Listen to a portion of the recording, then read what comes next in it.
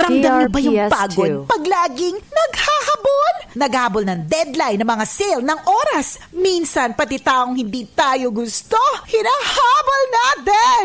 Pero oy, iba na yun ha. Kaso, paano mo mahabol lahat ng yan kung ikaw mismo madaling hingalin at laging nanghihina? Naku, baka anemic ka. Pag may signs ng iron deficiency anemia, ang sabi ng dugo mo, you need help from Hemarate FA para Hemarite. Kasi may right 60 milligrams of iron na recommended dose for Filipinos per DOH-AO number 2010-0010.